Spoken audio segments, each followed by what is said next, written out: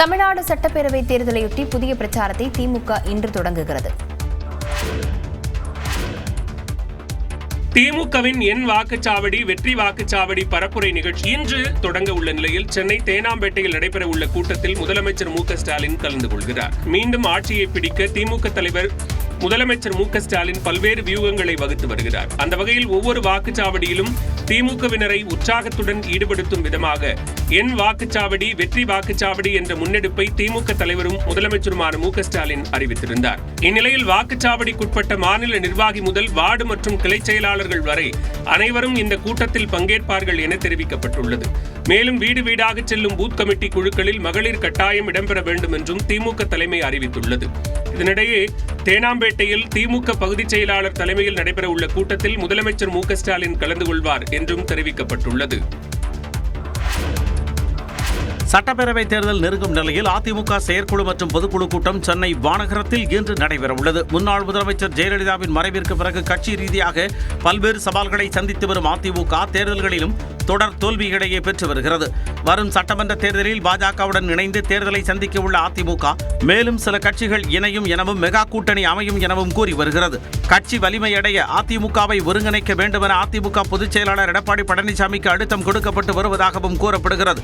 இந்த பரபரப்பான சூழ்நிலைகளுக்கு மத்தியில்தான் அதிமுக செயற்குழு மற்றும் பொதுக்குழு கூட்டம் சென்னை வானகரத்தில் உள்ள தனியார் திருமண மண்டபத்தில் இன்று நடைபெறவுள்ளது. இதில் சட்டப்பேரவை தேர்தல் தொடர்பாக பல்வேறு வியூகங்கள் வகுக்கப்படுவதுடன் ஆலோசனைகள் மேற்கொள்ளப்பட்டு பல்வேறு தீர்மானங்கள் நிறைவேற்றப்படலாம் என எதிர்பார்க்கப்படுகிறது. குறிப்பாக எடப்பாடி பழனிசாமியே முதலமைச்சர் வேட்பாளர் எனும் தீர்மானமும் இதில் நிறைவேற்றப்படலாம் என கூறப்படுகிறது. அதிமுக அவைத் தலைவர் தமிழ்மகன் உசேன் தலைமையில் நடைபெறும் இந்த கூட்டத்தில் 2500க்கும் மேற்பட்ட செயற்குழு பொதுக்குழு உறுப்பினர்கள் பங்கேற்க உள்ளனர். வரவேற்பு பகுதியில் மறைந்த முதலமைச்சர் ஜெயலலிதாவுக்கும் பொதுச் செயலாளர் எடப்பாடி பழனிசாமிக்கும் பிரம்மாண்ட கட்டவுட்டுகள் வைக்கப்பட்டுள்ளன. பல்வேறு நிர்வாகிகள் கலந்து கொள்ள உள்ளதால் சுமார் 10,000 பேருக்கு சுவையான உணவுகள் ஏற்பாடு செய்யப்பட்டுள்ளதாகவும் கூறப்படுகிறது. 2026 சட்டமன்ற தேர்தலில் போட்டியிட விரும்புவோர் இன்று முதல் விருப்ப மனுக்களை வழங்கலாம் என தமிழ்நாடு காங்கிரஸ் கமிட்டி அறிவித்துள்ளது. தமிழ்நாடு மற்றும் புதுச்சேரியில் அடுத்த ஆண்டு சட்டப்பேரவைத் தேர்தல் நடைபெறவுள்ள நிலையில் தேர்தல் பணிகளில் அரசியல் கட்சிகள் ஈடுபட்டு வருகின்றன. அந்த வகையில் திமுக கூட்டணியில் இடப்பங்கீடு தொடர்பாக பேச்சுவார்த்தை நடத்த 5 கொண்ட குழுவை நியமித்தது காங்கிரஸ் கட்சி. இந்த குழுவானது கடந்த சில தினங்களுக்கு முன் முதலமைச்சர் மு.க.ஸ்டாலினை சந்தித்து ஆலோசனை மேற்கொண்டது. இந்நிலையில் சட்டமன்ற தேர்தலில் போட்டியிட விரும்பும் காங்கிரஸ் கட்சியினர் அதற்கான விருப்ப மனுக்களை வரும் 15ஆம் தேதிக்குள் தர வேண்டும் என தெரிவிக்கப்பட்டுள்ளது. இது தொடர்பாக தமிழ்நாடு காங்கிரஸ் கமிட்டி தலைவர் செல்வ பெருந்தகை விடுத்துள்ள அறிக்கையில் சட்டமன்ற தேர்தலில் போட்டியிடும் காங்கிரஸ் கட்சி உறுப்பினர்களிடமிருந்து 234 சட்டமன்ற தொகுதிகளுக்கும் விருப்ப மனுக்கள் வரவேற்படுவதாகவும் கட்டணமில்லா விருப்ப மனுக்கள் தமிழ்நாடு காங்கிரஸ் கமிட்டி தலைமை அலுவலகமான சத்தியமூர்த்தி பவனிலோ அல்லது மாவட்ட காங்கிரஸ் கமிட்டி அலுவலகத்திலோ பெற்றுக்கொள்ளலாம் என்றும் தெரிவிக்கப்பட்டுள்ளது. விருப்ப மனு படிவத்தில் கேட்கப்பட்டுள்ள அனைத்து விவரங்களையும் முழுமையாக பூர்த்தி செய்து வரும் 15ஆம் தேதிக்குள் அனுப்ப வேண்டும் என்றும் செல்வ பெருந்தகை தெரிவித்துள்ளார். புதுச்சேரியில் பாரபட்சமற்ற ஆட்சி நடப்பதாக பாராட்டு தெரிவித்துள்ள தாவேக தலைவர் விஜய் புதுச்சேரியை மத்திய அரசு கண்டுகொள்ளவில்லை என்றும் சாடியுள்ளார். கரூரில் நெரிசலில் சிக்கி 41 பேர் உயிரிழந்த சம்பவத்திற்கு பிறகு முதன்முறையாக பொதுவெளியில் தாவேக தலைவர் விஜயின் பரப்புரை கூட்டம் நடைபெற்றது. புதுச்சேரி உப்பளத்தில் நடந்த கூட்டத்திற்கு தனது பரப்புரை வாகனத்தில் வந்த விஜய் அதில் இருந்தவாறு உரையாற்றினார். எம்ஜிஆரை தவற விட்டுவிட வேண்டாம் என தமிழ்நாட்டு மக்களை அலர்ட் செய்தது புதுச்சேரிதான் என்று கூறிய விஜய் பாரபட்சமின்றி தனது பரப்புரைக்கு அனுமதி கொடுத்ததாக புதுச்சேரி முதலமைச்சருக்கு நன்றி தெரிவித்தார். தமிழ்நாட்டில் இருக்கிற மாதிரி நம்ம திமுக கவர்மெண்ட் மாதிரி கிடையவே கிடையாது. வேற ஒரு அரசியல் கட்சி நடத்துற நிகழ்ச்சியாகவே இருந்தாலும் அந்த நிகழ்ச்சிக்கு தன்னெழுச்சியா வர நம்ம மக்களுக்கு பாதுகாப்பு கொடுத்து பாரபட்சமே காட்டாம இந்த கவர்மெண்ட் நடந்துகிட்டு இருக்கிறாங்க. ஆனால் கூட்டணி அரசில் அங்கம் வகிக்கும் பாஜகவை கடுமையாக விமர்சித்தார். கவர்மெண்டோட கூட்டணி ஆட்சியில இருந்தாலும் புதுச்சேரிய ஒன்றிய அரசு எதிலையுமே கண்டுக்கல என்றது புதுச்சேரி மக்களான உங்களுக்கு நல்லாவே தெரியும். மாநில அந்தஸ்து கோரிக்கையை மட்டுமா கண்டுக்கல, இங்க வளர்ச்சி ஏற்படவும் துணை நிக்கவே இல்லைன்னு கேள்விப்படுறோம்.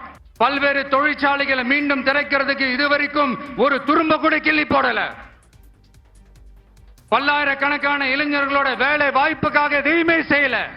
இதனிடையே விஜயின் பேச்சை புதுச்சேரி முதலமைச்சர் ரங்கசாமி செல்போன் வழியாக நேரலையில் பார்த்தார். புதுச்சேரியில் தாவேக தலைவர் பேச்சுக்கு திமுக, பாஜக உள்ளிட்ட பல்வேறு கட்சியினர் எதிர்வினையாற்றியுள்ளனர். கரூரில் அனுமதி வழங்கித்தானே நடத்தினார்.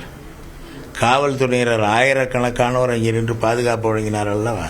இவருக்கு அனுமதி கொடுத்து காவல்துறை பாதுகாப்பு கொடுத்து 12 மணி சாலை ஓர போக்குவரத்தை எல்லாம் திசை திருப்பி விட்டு கரூரிலே தமிழக அரசு கொடுத்த அனுமதியின் பேரில் தான் அந்த கூட்டம் அங்கே கூடியது.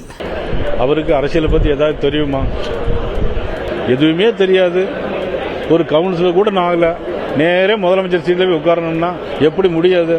யாரோ எழுதி கொடுத்த ஸ்கிரிப்டை இங்கே படிச்சுட்டு போயிருக்கிறாரு. ரேஷன் கடையில் திறந்து எல்லா இடத்துலையும் இலவச அரிசி மத்திய அரசினுடைய ஒப்புதலோடு இந்த இலவச அரிசி திட்டம் இங்கே அமுல்படுத்திக்கிட்டு இருக்கிறோம். அதாவது எதிர்காலத்தில் என்ஆர் காங்கிரஸை அவர் கூட்டணியில் கொண்டு வர்றதுக்கான முயற்சி அவர் எடுக்கிறாரோ அப்படின்ற சந்தேகம் எனக்கு இருக்குது. காங்கிரஸ் ஆட்சி காலத்திலேருந்தே இந்த மாநில அந்தஸ்து பிரச்சனை இருக்குது. இது இன்றைக்கி நேற்றுக்கு வந்த பிரச்சனைகள் இல்லை. அப்போ காங்கிரஸ் ஆட்சி காலத்திலே மாநில அந்தஸ்து கொடுத்துருக்கலாம். ஆனால் அப்படி கொடுக்கல அப்படின்னு சொன்னால் அதில் என்ன பிரச்சனை இருக்குதுன்றதை மத்திய அரசு ஆராய்ந்து தான் அதற்கு உரிய முடிவு எடுக்குமே தவிர எடுத்தங்கவுத்தன்ற மாதிரி ஒரு அரசாங்கம் ஒரு முடிவு எடுக்க முடியாது. அவர் பேசின விஷயங்களில் 90% விஷயங்கள் உண்மைக்கு புறம்பானவை. முதல்ல கேட்டவன் நான் இருக்கேன், என்கிட்ட கேளுங்க. நான் தான் மாகே ஏனம் வேணாம், மாநில உரிமை வேணும்னு முழக்கத்தை முன் வச்ச ஆள் நான் தான் முதல்ல. அதுக்கப்புறம் தான் எங்கள் ஐயா ரங்கசாமி போய் மனு கொடுத்தாரு. அப்போ கூட கேட்டேன், நீங்கள் இத்தனை ஆண்டு காலம் காங்கிரஸில் இருந்தீங்க, உங்கள் கட்சி ஆட்சியில் இருந்தது, நீங்களே பல முறை முதலமைச்சராக இருந்தீங்க, அப்போ கொடுத்து அந்த கோரிக்கையை நிறைவேற்றிக்க கூடாதான்னு கேட்டேன்.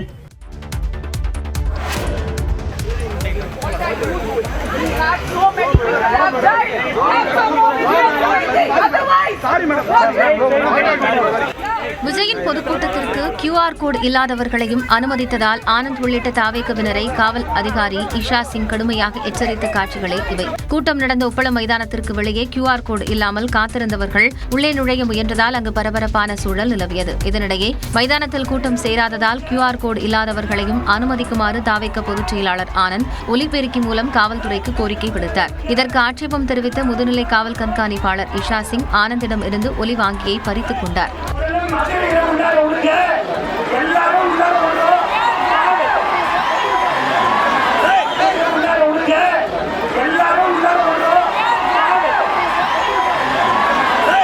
QR கோடு இல்லாமல் உள்ளே நுழைந்தவர்களை தடுத்து நிறுத்திய SSP இஷா சிங் தடுக்க வேண்டாம் என கூறிய தாவேக நிர்வாகிகளை அனல் தெரிக்கும் வார்த்தைகளால் வெளுத்து வாங்கினார்.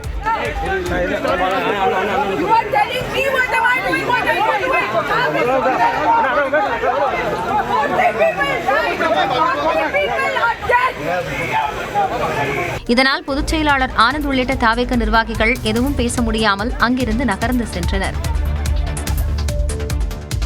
ஈரோட்டில் விஜயின் பயணத்திட்டத்தில் மாற்றம் செய்யப்பட்டுள்ளது. ஈரோட்டில் தாவேக தலைவர் விஜய் 16ஆம் தேதி பரப்புரையில் ஈடுபடுவார் என்று அறிவிக்கப்பட்ட நிலையில் தற்போது 18ஆம் தேதிக்கு கூட்டம் நடத்த அனுமதி கேட்டிருப்பதாக தாவேக நிர்வாகக் குழு தலைமை ஒருங்கிணைப்பாளர் செங்கோட்டையன் தெரிவித்துள்ளார்.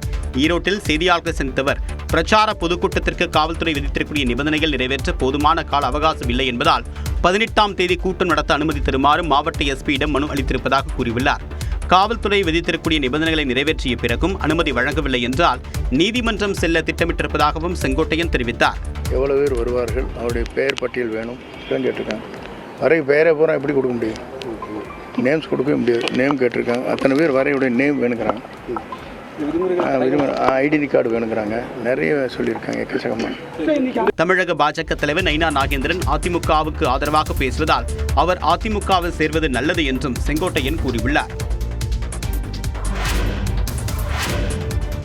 வறுத்த கடலை மற்றும் பட்டாணி உள்ளிட்டவற்றில் தடை செய்யப்பட்ட நிறமி பயன்படுத்தப்படுகிறதா என ஆய்வு மேற்கொள்ள மாநிலங்களுக்கு இந்திய உணவு பாதுகாப்பு ஆணையம் உத்தரவிட்டுள்ளது. உணவகங்கள், சாலையோர கடைகள் மற்றும் ஆன்லைன் தளங்களில் விற்கப்படும் வறுத்த கடலை மற்றும் பட்டாணி உள்ளிட்டவற்றில் செயற்கை நிறமிகள் அதிக அளவில் சேர்க்கப்படுவதாக அண்மையில் புகார்கள் எழுந்தன. குறிப்பாக மஞ்சள் நிறத்திற்காக ஆராமைன் என்ற செயற்கை நிறமூட்டி அதிக அளவில் பயன்படுத்தப்படுவதாக கூறப்படுகிறது. இவ்வகை நிறமூட்டிகள் தடை செய்யப்பட்டவை எனவும் இவை பல்வேறு உடல்நல பாதிப்புகளுக்கு வித்திடும் எனவும் கூறப்படுகிறது. இந்நிலையில் தடை செய்யப்பட்ட நிறமிகள் பயன்பாடு குறித்து அந்தந்த மாநில அமைப்புகள் தீவிர ஆய்வுகளை மேற்கொள்ள இந்திய உணவு பாதுகாப்பு மற்றும் தரநிலைகள் ஆணையம் உத்தரவிட்டுள்ளது. வறுத்த கடலை, பட்டாணி உள்ளிட்டவற்றில் கலக்கப்படும் சேர்மானங்களின் மாதிரிகளை எடுத்து உரிய சோதனைகளை மேற்கொள்ளவும் உத்தரவிடப்பட்டுள்ளது. உற்பத்தி நிலையங்கள், சேமிப்பு கூடங்கள், பதப்படுத்தும் இடங்கள், விநியோகிக்கப்படும் நிலையங்கள் உள்ளிட்டவற்றில் இது தொடர்பான முறையான ஆய்வுகளை மேற்கொள்ளவும் அந்த உத்தரவில் தெரிவிக்கப்பட்டுள்ளது. திருப்பரங்குன்றம் விவகாரம் தொடர்பான நீதிமன்ற அவமதிப்பு வழக்கில் மத்திய உள்துறை செயலாளரும் சேர்க்கப்பட்டுள்ளார். திருப்பரங்குன்றம் நீதிமன்ற அவமதிப்பு வழக்கில் தலைமை செயலாளர், சட்ட ஒழுங்கு ஏடிஜிபி ஆகியோர் ஆஜராக உயர்நீதிமன்ற மதுரை கிளை உத்தரவிட்டுள்ளது. திருப்பரங்குன்றம் மலை உச்சியில் உள்ள தூணில் தீபம் ஏற்றப்படாத தொடர்பான நீதிமன்ற அவமதிப்பு வழக்கு நீதிபதி GR சுவாமிநாதன் முன்பாக விசாரணைக்கு வந்தது. அப்போது தீபம் ஏற்றக்கூடிய கால அவகாசம் முடிந்துவிட்டதாக குறிப்பிட்ட அரசு தரப்பு கோவில் நிர்வாகம் மற்றும் ஆகம விதிகளில் உயர்நீதிமன்றம் நேரடியாக தலையிட முடியாது என்று வாதிட்டது. இந்த தீபம் ஏற்றுவதில் இருக்கக்கூடிய உள்நோக்கம் என்ன என்பதும் மறைமுக திட்டம் என்பதும் தங்களுக்கு தெரியும் எனவும் உணர்ச்சிக்கு இடம் கொடுக்காமல் சட்டப்படிதான் முடிவெடுக்க வேண்டும் என்றும் அரசு தரப்பில் வாதிடப்பட்டது. மேல்முறையீட்டு வழக்கில் தீர்ப்பு வரும் வரை நீதிமன்ற அவமதிப்பு வழக்கை ஒத்திவைக்க வேண்டும் என்றும் அரசு தரப்பில் வாதிடப்பட்டது. ஆனால் அரசியல் காரணங்களால் திட்டமிட்டு நீதிமன்ற உத்தரவை நிறைவேற்றவில்லை என்று மனுதாரர் தரப்பு வாதிட்டது. இருதரப்பு வாதங்களையும் கேட்ட நீதிபதி சுவாமிநாதன் உச்சநீதிமன்றத்தில் மேல்முறையீட்டு வழக்கு இன்னும் பட்டியலிடப்படவில்லை என்று சுட்டிக்காட்டினார். நீதிமன்ற உத்தரவுகளை நிறைவேற்றாதது தொடர்பாக தமிழ்நாடு அரசின் தலைமை செயலாளர், சட்ட ஒழுங்கு ADGP ஆகியோர் வரக்கூடிய 17ஆம் தேதி நேரிலோ அல்லது காணொலி வாயிலாகவோ ஆஜராக வேண்டும் என்று நீதிபதி சுவாமிநாதன் உத்தரவிட்டார். மேலும் மனுதாரர் கோரிக்கை ஏற்று மத்திய உள்துறை செயலாளரையும் வழக்கில் இணைத்து உத்தரவிட்டார். உயர்நீதிமன்ற மதுரை கிளை நீதிபதி சுவாமிநாதனை பதவி நீக்கம் செய்யக்கோரும் தீர்மானத்தை இந்தியா கூட்டணியின் 107 MPக்கள் கையெழுத்திட்டு மக்களவை சபாநாயகரிடம் வழங்கியுள்ளனர். திருப்பரங்குன்றம் மலை உச்சியில் உள்ள தூணில் கார்த்திகை தீபம் ஏற்ற வேண்டும் என உயர்நீதிமன்ற மதுரை கிளை நீதிபதி சுவாமிநாதன் பிறப்பித்த உத்தரவு கடும் விமர்சனத்திற்கு உள்ளானது. இந்நிலையில் சுவாமிநாதனை பதவி நீக்கம் செய்யக்கோரும் தீர்மானம் மக்களவை சபாநாயகர் ஓம் பிர்லாவிடம் சமர்ப்பிக்கப்பட்டுள்ளது. இந்த தீர்மான நோட்டீஸை பிரியங்கா காந்தி, கனிமொழி, TR பாலு, R ஆசா, ஜோதிமணி, அகிலேஷ் யாதவ் உள்ளிட்ட இந்தியா கூட்டணி MPக்கள் சபாநாயகரிடம் வழங்கினர். திமுக, காங்கிரஸ், VCK, சமாஜ்வாதி, ராஷ்டிரிய ஜனதாதளம், ஆம் ஆத்மி, முஸ்லிம் லீக், உத்தவ் தாக்கரேவின் சிவசேனா உள்ளிட்ட 13 கட்சிகள் இந்த பதவி நீக்க தீர்மானத்திற்கு ஆதரவு தெரிவித்துள்ளனர். இந்த கட்சிகளைச் சேர்ந்த 107 MPக்கள் பதவி நீக்க தீர்மான நோட்டீஸில் கையெழுத்திட்டுள்ளனர். அந்த நோட்டீஸில் நீதிபதி சுவாமிநாதனின் செயல்பாடுகள், நீதித்துறையின் வெளிப்படைத்தன்மை, மதச்சார்பற்ற செயல்பாடு குறித்த கேள்விகளை எழுப்புவதாக குறிப்பிட்டுள்ளனர். மூத்த வழக்கறிஞர் ஸ்ரீசரண் ரங்கநாதன் என்பவருக்கு சாதகமாகவும் குறிப்பிட்ட சமூகத்தைச் சேர்ந்த வழக்கறிஞர்களுக்கு ஆதரவாகவும் செயல்படுகிறார் என்றும் குறிப்பிட்ட அரசியல் சித்தாந்தத்தை அடிப்படையாக கொண்டு வழக்கை தீர்மானிக்கும் வகையில் நீதிபதி GR சுவாமிநாதன் நடந்து கொள்வதாகவும் இந்தியா கூட்டணி MPக்கள் குற்றம் சாட்டியுள்ளனர். தமிழ்நாட்டில் 99.55% வாக்காளர்களின் விவரங்கள் பதிவேற்றம் செய்யப்பட்டிருப்பதாக தேர்தல் ஆணையம் தெரிவித்துள்ளது. தமிழ்நாடு உள்ளிட்ட 12 மாநிலங்கள் மற்றும் யூனியன் பிரதேசங்களில் வாக்காளர் பட்டியல் சிறப்பு தீவிர திருத்தத்தில் கணக்கீட்டு படிவங்களை ஒப்படைக்க நாளை கடைசி நாளாகும். தேர்தல் ஆணையத்தின் உத்தரவை தொடர்ந்து தமிழ்நாடு உள்ளிட்ட 12 மாநிலங்கள் மற்றும் யூனியன் பிரதேசங்களில் வாக்காளர் பட்டியல் சிறப்பு தீவிர திருத்தப் பணிகள் கடந்த மாதம் 4ஆம் தேதி தொடங்கியது. இந்த பணிகளுக்கான காலக்கெடு கடந்த 4ஆம் தேதி முடிவடைந்த நிலையில் வரும் 11ஆம் தேதி, அதாவது நாளை வரை நீட்டிக்கப்பட்டது. இதன்படி கணக்கீட்டு படிவம் பூர்த்தி செய்து பெறுதல், பதிவு செய்தல் ஆகிய பணிகள் நாளையுடன் நிறைவு பெறுகிறது. அதனைத் தொடர்ந்து வரைவு வாக்காளர் பட்டியல் வரும் 16ஆம் தேதி வெளியிடப்படுகிறது. இறுதி வாக்காளர் பட்டியல் வரும் பிப்ரவரி மாதம் 14ஆம் தேதி வெளியாகிறது. இதனிடையே தமிழ்நாட்டில் நேற்றைய நிலவரப்படி 6,40,84,624 பேருக்கு படிவங்கள் விநியோகிக்கப்பட்டுள்ளன. அதேபோல கணக்கீட்டு படிவங்களை பதிவேற்றும் பணியில் 99.55% முடிவடைந்திருப்பதாக தேர்தல் ஆணையம் தெரிவித்துள்ளது. அதாவது 6,38,25,877 வாக்காளர்களின் படிவங்கள் ஆன்லைனில் பதிவேற்றம் செய்யப்பட்டுள்ளன. கலைஞர் மகளிர் உரிமை தொகை திட்டத்தின் 2வது கட்ட விரிவாக்கம் நாளை மறுதினம் நடைபெறவுள்ள நிலையில் அந்த விழாவை பிரம்மாண்டமாக நடத்த தமிழ்நாடு அரசு திட்டமிட்டுள்ளது. இது தொடர்பாக தமிழ்நாடு அரசு விடுத்துள்ள செய்திக்குறிப்பில், தமிழக அரசு பெண்களுக்காக செயல்படுத்தும் திட்டங்கள் மூலம் பயனடைந்த மகளிரின் அனுபவங்கள் மற்றும் முக்கிய பெண் சாதனையாளர்களை ஒன்றிணைத்து அரசின் முன்னெடுப்புகளை எடுத்துக்காட்டும் நிகழ்வு நடைபெறவுள்ளதாக தெரிவிக்கப்பட்டுள்ளது. முதலமைச்சர் மு.க. ஸ்டாலின் தலைமையில் துணை முதலமைச்சர் உதயநிதி ஸ்டாலின் முன்னிலையில் நடைபெறவுள்ள இந்த நிகழ்ச்சியில் சமூக சேவகரும் பத்மபூஷன் விருது பெற்றவரும் கிருஷ்ணம்மாள் ஜெகநாதன் மற்றும் மாற்றுத்திறனாளிகள் ஆசிய விளையாட்டு பூப்பந்து போட்டியில் இந்தியாவை பிரதிநிதித்துவப்படுத்திய தமிழகத்தைச் சேர்ந்த துளசிவதி முருகேசனும் கலந்து கொள்ள உள்ளதாகவும் தெரிவிக்கப்பட்டுள்ளது. நேரு உள் விளையாட்டு அரங்கில் நடைபெறவுள்ள இந்த நிகழ்ச்சியில் கலைஞர் மகளிர் உரிமை திட்டம், விடியல் பயணம், மக்களை தேடி மருத்துவம், நலம் காக்கும் ஸ்டாலின், தோழி விடுதிகள் உள்ளிட்ட திட்டங்களால் பயன்பெற்ற பெண்களின் வெற்றி கதைகள் குறித்து வெல்லும் தமிழ் பெண்கள் என்ற நிகழ்ச்சியும் நடைபெறவுள்ளதாக தமிழ்நாடு அரசு அறிவித்துள்ளது. தேர்தல் ஆணையத்திற்கு அங்கீகாரம் பெறுவதற்காக தன்னுடைய கையெழுத்தை கூட அன்புமணி போலியாக போட்டுள்ளதாக பாமக நிறுவனர் ராமதாஸ் குற்றம் சாட்டியுள்ளார். விழுப்புரம் மாவட்டம் தைலாபுரத்தில் செய்தியாளர் சென்றவர் 46 ஆண்டுகளாக கட்சிக்காக உழைத்த தன்னை அன்புமணி இழிவுபடுத்தியதாக குற்றம் சாட்டினார். அசிங்கம் அவரை வர்ணிக்கிறது, அவரை பற்றி கண்ணு தெரியல, காதல் தெரியல, பேச்சு வரல, படுத்த படைக்காக இருக்காங்க அப்படின்னா சொல்றது. அதை விட அந்த கதை தரம் தான் பார்த்துன்னு இருக்காங்க. பாமக தாம் உருவாக்கிய கட்சி என்றும் அதை வேறு ஒருவர் உரிமை கொண்டாட முடியாது என்றும் ராமதாஸ் கூறினார். போலி கட்சி, பொய்யர்கள் கட்சி, பொருட்டு கட்சி, அந்த மாதிரி கட்சியை ஆரம்பிச்சு கையெழுத்து போடுவாங்க, எல்லாம் பண்ணுவாங்க. ஒட்டு கேட்கும் கருவி தொடர்பாக புகார் கொடுத்தும் இதுவரை நடவடிக்கை எடுக்கப்படவில்லை என்றும் ராமதாஸ் விமர்சித்தார். தைலாபுரத்தை திமுக அபகரித்து விட்டது என்றும் துரோகிகள் ராமதாசிடம் நாள்தோறும் பொய்களை சொல்லி அவரது மனதை மாற்றிவிட்டனர் என்றும் பாமக தலைவர் அன்புமணி குற்றம் சாட்டியுள்ளார். மாமல்லபுரம் அருகே பூஞ்சேரியில் உள்ள தனியார் விடுதியில் பாமகவின் ஒன்றிய நகர பேரூர் செயலாளர்கள் தலைவர்கள் கூட்டம் கட்சித் தலைவர் அன்புமணி தலைமையில் நடைபெற்றது. இதில் பேசிய அன்புமணி திமுகவின் சூழ்ச்சியால் உட்கட்சி பிரச்சனை ஏற்பட்டதாக சாடினார். இன்னைக்கு தைலாபுரம் திமுக டேக் ஓவர் பண்ணிடுச்சு, அவ்வளவுதான். அதான் உண்மை நிலவரம். ஐயா நான் அன்னைக்கே சொன்னேன், இதே மேடையில் சொன்னேன், ஐயா ஒரு குழந்தை மாதிரி ஆயிட்டார், என்ன நடக்குதுன்னு தெரியல, சுத்தி இருக்கிறது எதுவும் தெரியல, இவங்க சொல்ற பொய்யை தான் ஐயா நம்பிட்டு இருக்கிறார். வன்னியர்களுக்கு இதுவரை உள் ஒதுக்கீடு கிடைக்காததற்கு ஜி.கே. மணி செய்த துரோகமும் காரணம் என அன்புமணி குற்றம் சாட்டினார். ஆனா திமுக எதிரி, ஐயாவை சுத்தி இருக்கிறவனுங்க துரோகி. இடஒதுக்கீடு பிரச்சனை கூட இதுல யார் தெரியுமா துரோகம் பண்ணிருக்கா அதிகமா? இந்த ஜி.கே. மணி. ஐயா அதெல்லாம் வேணாம் ஐயா, கொடுக்குறேன்னு சொல்லிட்டாரு ஐயா, கொடுத்துருவாரு ஐயா, இப்படி பண்ணிடுவாரு ஐயா, போன்ல போட்டு கொடுக்கறது, இப்படியெல்லாம் சொல்லி சொல்லி அந்த நம்முடைய ஐயாவுடைய போராட்ட தன்மையை குறைச்சிக்கிட்டு வரும் தேர்தலில் திமுகவை வீழ்த்துவதே பாமகவின் நோக்கம் எனவும் அன்புமணி திட்டவட்டமாக கூறினார். பாஜக முன்னாள் தலைவர் அண்ணாமலையுடனான சந்திப்பில் எந்த உள்நோக்கமும் கிடையாது என்று அமமுக பொதுச் செயலாளர் டிடிவி தினகரன் தெரிவித்திருக்கிறார். கோவை மேட்டுப்பாளையத்தில் செய்தியாளரிடம் பேசியவர் அண்ணாமலையை நண்பர் என்ற நோக்கத்துடனேயே தான் கோவையில் அவரை சந்தித்ததாக கூறினார். அண்ணாமலை எனது நண்பர், நாங்கள் சந்திப்பது நட்பு ரீதியான சந்திப்பு தான். அதை தாண்டி அதில் நீங்கள் அரசியல் கணக்குகள் அதில் ஏதாவது தொடர்பு படுத்துனீங்கன்னா அதுக்கு நாங்கள் பொறுப்பல்ல. இப்போ நண்பர் அண்ணாமலை நேற்று இங்கே இருந்தார், நான் இங்கே வந்து ரொம்ப நாளாக அவரை பார்த்துனேன். நேற்று மாலை எனக்கு யதார்த்தமாக ப்ரோக்ராம் இல்லை, அவரும் எங்கேயோ பாலக்காடு போயிட்டு வந்திருந்தாரு, நானே வருகிறேன்னு போய் அவரை சந்தித்தேன், அவ்வளோதான். இது ஒரு நட்பு ரீதியான சந்திப்பு தான். தாவேக்காவில் இணைவீர்களா என்று கேட்கப்பட்ட கேள்விக்கு பதிலளித்தவர் செங்கோட்டையன் இணைந்தார் என்பதற்காக தான் ஏன் இணைய வேண்டும் என்று செய்தியாளரிடம் வாக்குவாதத்தில் ஈடுபட்டார். செங்கோட்டையனின் அண்ணன் மகன் கே. செல்வம் அதிமுகவில் இணைந்துள்ளார்.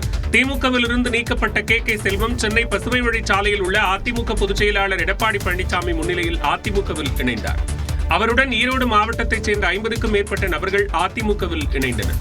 பின்னர் செய்தியாளர்களிடம் பேசிய அவர் செங்கோட்டையன் அதிமுகவிற்கு துரோகம் செய்துவிட்டு தாவேக்கவில் இணைந்துள்ளார் என்றும், செங்கோட்டையன் தனிப்பட்ட முறையில் இதுவரை கோபி தொகுதிக்கு எந்த தனித்துவ திட்டத்தையும் கொண்டு வந்ததில்லை என்றும் தெரிவித்தார். மீண்டும் அவர் அஇஅதிமுகவுக்கு துரோகம் அளித்துவிட்டு தாவேகாவுக்கு சென்றதை எங்கள் குடும்ப உறுப்பினர்களால், எங்கள் கோபி தொகுதி மக்களால் ஏற்றுக்கொள்ள இயலவில்லை. எனவே நாங்கள் மீண்டும் மாண்புமிகு வருங்கால முதல்வர் எடப்பாடியார் தலைமையிலே மீண்டும் இங்கே நாங்கள் வந்து சேர்ந்திருக்கின்றோம். செங்கோட்டையன் இல்லை என்பதால் அதிமுக பலவீனமாகும் என்று கூறுவது உண்மை அல்ல என்றும் அவர் தெரிவித்தார். மாணவர்கள் தெருவில் உள்ள நாய்களுக்கு உணவளிக்கக் கூடாது என்று பள்ளிக்கல்வித்துறை அறிவுறுத்தியுள்ளது.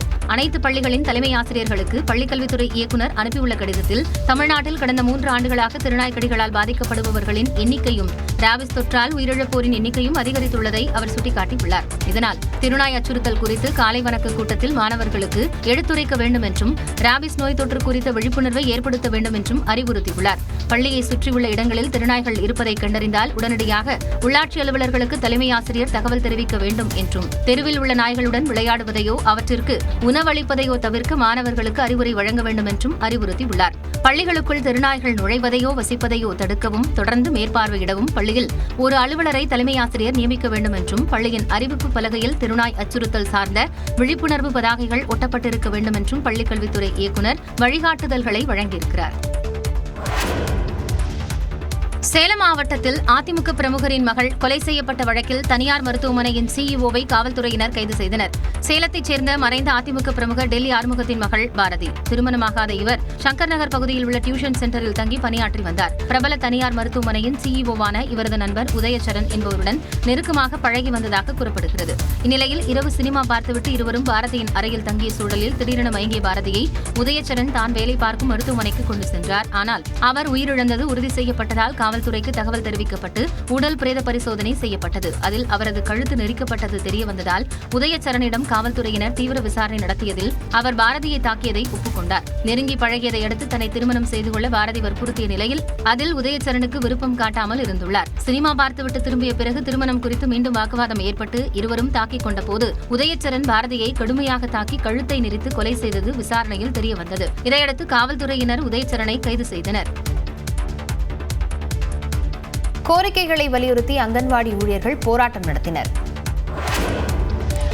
1993ஆம் ஆண்டு பணியில் சேர்ந்த ஊழியர்களுக்கு உடனடியாக பதவி உயர்வு வழங்க வேண்டும், பணி ஓய்வு பெறும் அங்கன்வாடி ஊழியர்களுக்கு பணிக்கொடை வழங்க வேண்டும் உள்ளிட்ட பல்வேறு கோரிக்கைகளை வலியுறுத்தி தமிழ்நாடு முழுவதும் அங்கன்வாடி ஊழியர்கள் போராட்டத்தில் ஈடுபட்டனர்.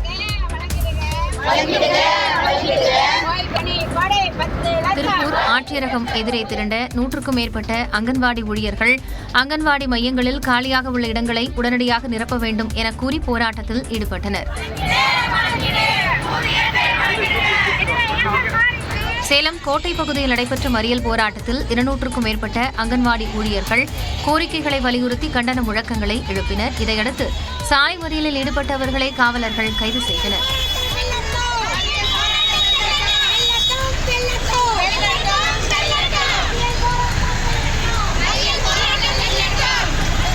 இதேபோல் விருதுநகர் மற்றும் நாமக்கல் உள்ளிட்ட பல்வேறு மாவட்டங்களில் அங்கன்வாடி ஊழியர்கள் ஆர்ப்பாட்டத்தில் ஈடுபட்டனர்.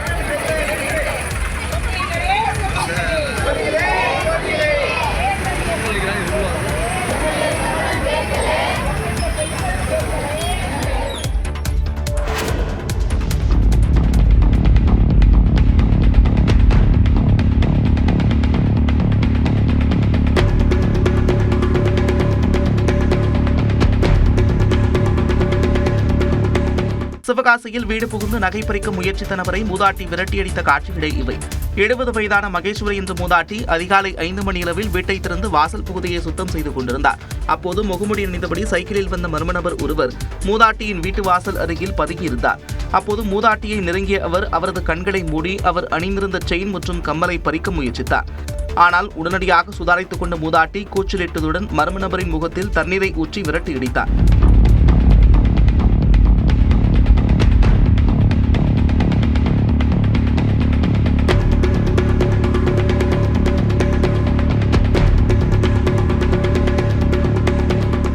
பரபரப்பை ஏற்படுத்திய கொள்ளை முயற்சி தொடர்பாக காவல்துறையினர் விசாரணை மேற்கொண்டு வருகின்றனர்.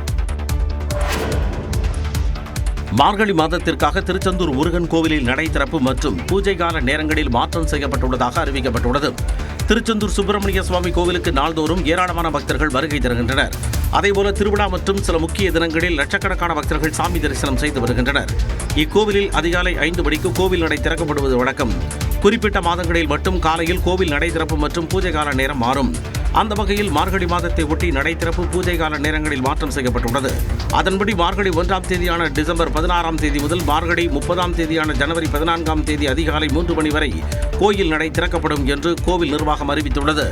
மார்கழி மாதம் 17ஆம் தேதி 2026ஆம் ஆண்டு ஆங்கில வருடப்பிறப்பு அன்று அதிகாலை 1 மணிக்கு கோவில் நடை திறக்கப்படும் என அறிவிக்கப்பட்டுள்ளது. இதேபோன்று ஜனவரி 3ஆம் தேதி ஆருத்ரா தரிசனத்திற்கும் அதிகாலை 2 மணிக்கு நடை திறக்கப்படுவதாக கோவில் நிர்வாகம் அறிவித்துள்ளது.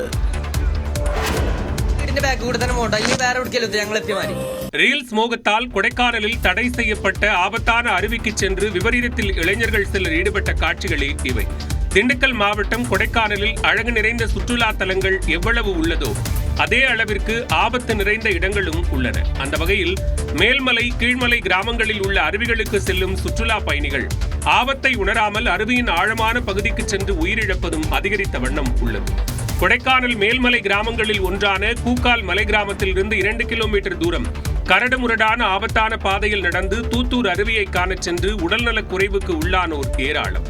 இதனால் தூத்தூர் அருவிக்கு சுற்றுலா பயணிகள் செல்ல மாவட்ட நிர்வாகம் தடை விதித்துள்ளது. ஆனால் அதையும் மீறி தடுப்பு வேலிகளை தாண்டி சென்று ஆபத்தை உணராமல் இளைஞர்கள் விபரீதத்தில் ஈடுபட்ட காட்சி வெளியாகியுள்ளது. ரீல்ஸ் மோகத்திற்காக இந்த ஆபத்தான முயற்சியை வீடியோவாக இளைஞர்கள் பதிவேற்றம் செய்து வருகின்றனர். இதனை தடுக்க உரிய நடவடிக்கை எடுக்குமாறு வனத்துறைக்கு கோரிக்கை எழுந்துள்ளது. உதகையில் வனப்பகுதியை வீடியோ பதிவு செய்வதற்கு அபராதம் விதிக்கப்பட்டது. உதகை அருகே தாய்சோலை பகுதியில் பாதுகாக்கப்பட்ட வனப்பகுதியில் அத்துமீறி ட்ரோன் கேமரா மூலம் வீடியோ பதிவு செய்த கேரள இளைஞருக்கு 10,000 ரூபாய் அபராதம் விதிக்கப்பட்டது. 65% வனப்பகுதியை கொண்ட நீலகிரி மாவட்டத்தில் ஏராளமான வனவிலங்குகள் வசித்து வரும் நிலையில் பாதுகாக்கப்பட்ட வனப்பகுதிகளும் உள்ளன. சமீப நாட்களாக பாதுகாக்கப்பட்ட வனப்பகுதிகளில் சுற்றுலா பயணிகள் அத்துமீறி வீடியோ படம் எடுப்பது வாடிக்கையாக உள்ளது. இந்நிலையில் குந்தா வனச்சரகத்திற்குட்பட்ட தாய்சோலை பகுதியில் ட்ரோன் கேமரா மூலம் வனப்பகுதியில் வீடியோ பதிவு செய்யப்படுவதாக வனத்துறைக்கு தகவல் கிடைத்தது. இதனையடுத்து ஆய்வு மேற்கொண்டபோது கேரள மாநிலத்தைச் சேர்ந்த முகமது அனுஷ் எனும் நபர் ட்ரோன் கேமரா இயக்கி வனப்பகுதிகளை வீடியோ எடுத்தது தெரியவந்தது. இதனால் ட்ரோன் கேமரா மற்றும் அவர் வைத்திருந்த உபகரணங்களை வனத்துறையினர் கைப்பற்றினர். பின்னர் அவருக்கு 10,000 ரூபாய் அபராதம் விதித்த வனத்துறையினர் பாதுகாக்கப்பட்ட வனப்பகுதியில் ட்ரோன் கேமரா இயக்கக்கூடாது என்று எச்சரித்தனர். திருவள்ளூர் மாவட்டம் திருத்தணி அருகே கல்லூரி மாணவர்கள் கத்தியால் குத்தப்பட்ட சம்பவத்தை கண்டித்து அரசு பேருந்தை சிறைப்பிடித்து கிராம மக்கள் போராட்டம் நடத்தினர். பிசிஆர் கண்டிகை, சிஜிஎன் கண்டிகை ஆகிய 2 கிராமங்களில் வசிக்கும் இளைஞர்களுக்கிடையே நாளுக்கு நாள் மோதல் போக்கு அதிகரித்து வருகிறது.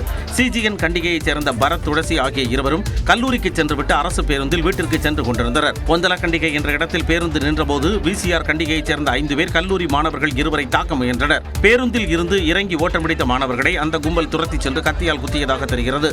இதில் பரத்தின் தலைப்பகுதியிலும் துளசியின் கையிலும் வெட்டுக்காயம் ஏற்பட்டுள்ளது. இதனையடுத்து சம்பந்தப்பட்டவர்களை கைது செய்ய வலியுறுத்தி சிஜிஎன் கண்டிகை கிராம மக்கள் அரசு பேருந்தை சிறைப்பிடித்து மறியலில் ஈடுபட்டனர். இதனால் சுமார் 2 மணி நேரம் போக்குவரத்து பாதிப்பு ஏற்பட்டது. தகவல் அறிந்து சென்ற காவல்துறையினர் வழக்கு பதிவு செய்து விசாரணை மேற்கொண்டு வருகின்றனர்.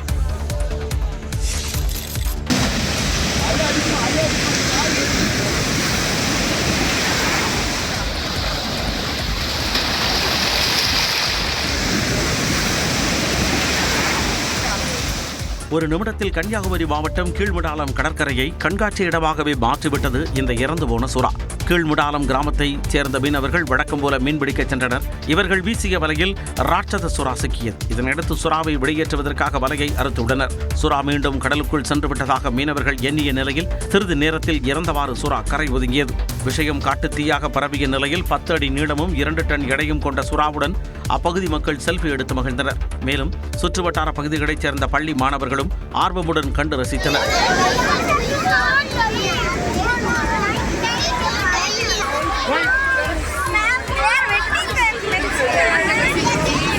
இதனையடுத்து நிகழ்விடத்திற்கு சென்ற வனத்துறையினர் சுறாவை உடற்கூராய்விற்கு உட்படுத்தி அதனை குழி தோண்டி புதைக்கும் பணியில் ஈடுபட்டனர்.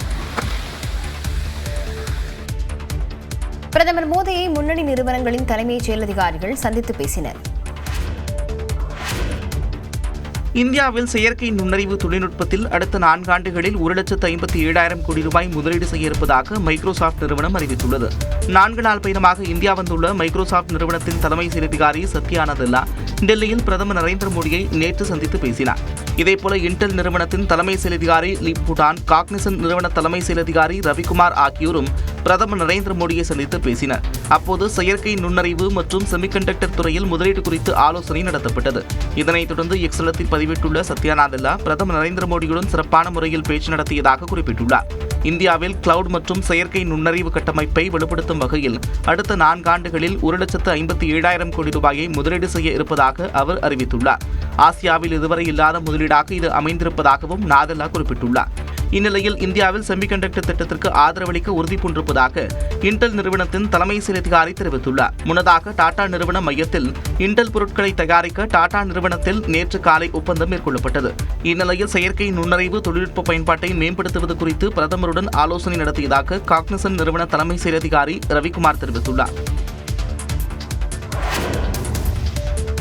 வாக்கு திருட்டு தான் மிகப்பெரிய தேச விரோத செயல் என மக்களவையில் எதிர்க்கட்சித் தலைவர் ராகுல் காந்தி காட்டமாக தெரிவித்தார். மக்களவையில் தேர்தல் சீர்திருத்தம் தொடர்பான விவாதத்தில் பங்கேற்று பேசிய ராகுல் காந்தி தேர்தல் ஆணையத்தை பாஜக சிதைப்பதாக குற்றம் சாட்டினார். By saying that the biggest anti-national act you can do is vote chori. There is no bigger anti-national act that you can do than vote chori. Because when you destroy the vote, you destroy the fabric of this country.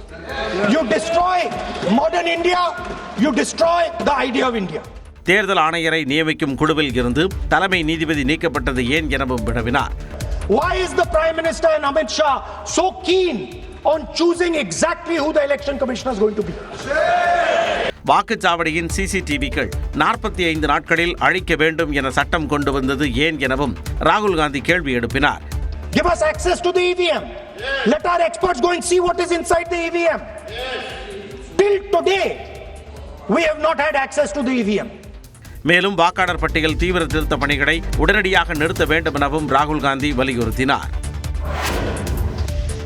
தமிழ்நாட்டு மக்களின் வாக்குரிமையை பறித்து ஜனநாயகத்தை படுகொலை செய்யும் நோக்கோடு SIR பணிகள் நடைபெறுவதாக திமுக MP Dayanidhi Maran குற்றம் சாட்டினார். தேர்தல் சீர்திருத்தம் குறித்து மக்களவையில் நேற்று நடைபெற்ற சிறப்பு விவாதத்தில் பேசிய அவர் தேர்தல் ஆணையம் மீது பல்வேறு குற்றச்சாட்டுகளை முன்வைத்தார். உண்மையாகவே நியாயமாக நடந்து கொள்ள வேண்டும் என்று தேர்தல் ஆணையம் நினைத்தால் முதலில் ஒரு பைலட் ப்ராஜெக்ட் செய்யுங்கள், ஒரு மாநிலத்தில் செய்யுங்கள், இல்லை 4 தொகுதிகள் செய்யுங்கள். அதில் வெற்றி பெற்று அங்கிருந்து படிப்பினை எடுத்து பிற மாநிலத்தில் செய்யுங்கள். அனைத்திலும் இருக்கிற ஆதாரை ஏன் நீங்கள் பயன்படுத்த மாட்டீர்கள்? நாங்கள் தொடர்ந்து கேட்கிறோமே, என்ன கேட்கிறோம்? ஆதார இணைங்கள். நீங்க இணைத்தால் இன்னைக்கு மக்கள் கணக்கெடுப்பு கூட இருக்க தேவையில்லை. ஏனென்றால் அனைத்து தரவுகளும் ஆதாரில் இருக்கிறது.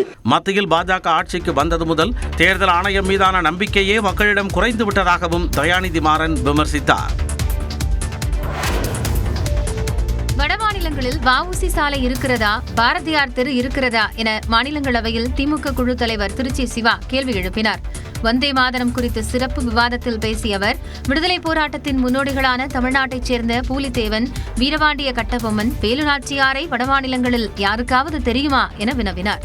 எங்காவது வடபுலத்திலே வஉ சிதம்பரனார் சாலை உண்டா, பாரதியார் தெரு உண்டா, யாருக்காவது வீரபாண்டிய கட்டபொம்மனை தெரியுமா? தயவு செய்து சொல்லுங்கள். ஏன் புறக்கணிக்கப்பட்டோம்? இந்தியர்களை பழித்து பேசிய ஹிட்லரிடம் மன்னிப்பு கடிதம் வாங்கிய தமிழர் செண்பகராமனையாவது தெரியுமா என கேள்வி எழுப்பிய அவர் வரலாற்றை திருத்தி எழுத வேண்டும் என்றார். ஜெய்ஹிந்த் என்ற முழக்கத்தை உருவாக்கியது செண்பகராமன் தான். ஹிட்லர் முதலாக தலை வணங்கி மன்னிப்பு கடிதம் எழுதியது தமிழனாகிய செண்பகராமனுக்கு. தீரன் சின்னமலையின் தளபதியும் சுதந்திர போராட்ட வீரருமான பொல்லான் குறித்து பேசிய போது அமைச்சர் எல் முருகன் குறுக்கிட்டு பேசிய நிலையில் அவையில் அமளி ஏற்பட்டது.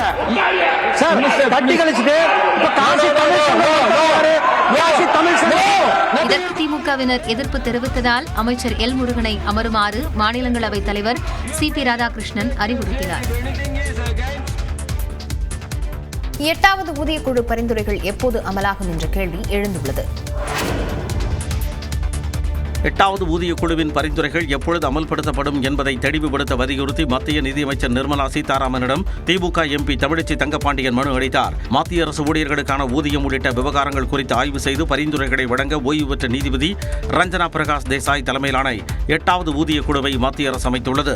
இதற்கு கடந்த அக்டோபர் 28ஆம் தேதி மத்திய அமைச்சரவை ஒப்புதல் அளித்தது. எனினும் இந்த குழுவின் பரிந்துரைகள் எப்பொழுது செயல்படுத்தப்படும் என்று தெளிவான தகவல்கள் இல்லை என சென்னை ஓய்வூதியர் சங்கத்தினர் கவலை தெரிவித்துள்ளனர்.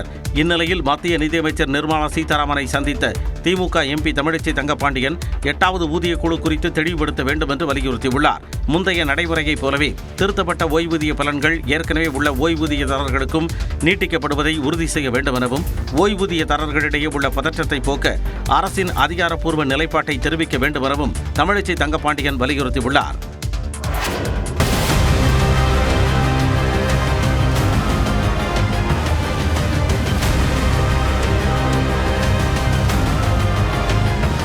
இந்தோனேஷியாவில் அலுவலக கட்டடத்தில் ஏற்பட்ட பயங்கர தீ விபத்தில் ஒரு கர்ப்பிணி உட்பட 22 பேர் உயிரிழந்தனர். தலைநகர் ஜகார்த்தாவில் 7 மாடி கட்டடத்தில் டெட்ரோ ட்ரோன் இந்தோனேஷியா என்ற ட்ரோன் தயாரிப்பு நிறுவனம் செயல்பட்டு வருகிறது. இங்கு நேற்று பிற்பகலில் கட்டடத்தின் முதல் தளத்தில் ஏற்பட்ட தீயானது மற்ற தளங்களுக்கு வேகமாக பரவியது. தகவல் அறிந்து சென்ற 100க்கும் மேற்பட்ட தீயணைப்பு வீரர்கள் 28 தீயணைப்பு வாகனங்களின் உதவியுடன் தீயை அணைக்கும் பணியில் தீவிரமாக ஈடுபட்டனர். தீ மளமளவென எரிய தொடங்கிய நிலையில் விபத்தில் சிக்கிய பணியாளர்கள் அலுவலக கட்டடத்தின் மேற்பகுதியில் தஞ்சமடைந்தனர்.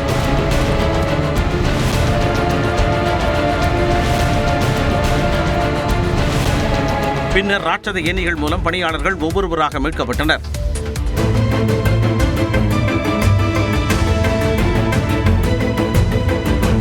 பல மணி நேர போராட்டத்திற்கு பிறகு தீயணைப்புத் துறையினர் தீயை அணைத்து கட்டுக்குள் கொண்டு வந்தனர். அடர்ந்த புகையால் பலர் மூச்சு திணறலுக்கு ஆளாகினர். அவர்கள் பாதுகாப்பாக மீட்கப்பட்டு மருத்துவமனைக்கு அனுப்பி வைக்கப்பட்டனர். கட்டடத்தின் முதல் தளத்தில் இருந்த சேமிப்பு கிடங்கில் ட்ரோன் பேட்டரியில் வெடிப்பு ஏற்பட்டு தீப்பிடித்ததாக விபத்தில் சிக்கியவர்கள் தெரிவித்தனர். தென்னாப்பிரிக்காவிற்கு எதிரான முதலாவது 20 ஓவர் போட்டியில் இந்திய அணி 101 ரன்கள் வித்தியாசத்தில் அபார வெற்றி பெற்றது. டெஸ்ட் தொடரை தென்னாப்பிரிக்க அணியும் ஒருநாள் தொடரை இந்திய அணியும் வென்ற நிலையில் 5 போட்டிகளை கொண்ட 20 ஓவர் தொடர் நேற்று தொடங்கியது. கட்டாக் மைதானத்தில் நடைபெற்ற இந்த போட்டியில் டாஸ் வென்ற தென்னாப்பிரிக்க அணி பந்து வீச்சை தேர்வு செய்தது. முதலில் பேட்டிங் செய்த இந்திய அணி சிறப்பான ஆட்டத்தை வெளிப்படுத்தியது. தொடக்க ஆட்டக்காரர் சுப்மன் கில் 4 ரன்களில் பெவிலியன் திரும்பினார். எனினும் அபிஷேக் சர்மா 17 ரன்களும், சூரியகுமார் யாதவ் 12 ரன்களும், திலக் வர்மா 26 ரன்களும் எடுத்தனர். கடைசி வரை ஆட்டமிழக்காத ஹர்திக் பாண்டியா 59 ரன்கள் எடுத்திருந்தார். இதன் மூலம் 20 ஓவர்களில் இந்திய அணி 6 விக்கெட் இழப்பிற்கு 175 ரன்களை சேர்த்திருந்தது. இதனைத் தொடர்ந்து இமாலய இலக்குடன் களமிறங்கிய தென்னாப்பிரிக்க அணி தொடக்க முதலே திணறியது.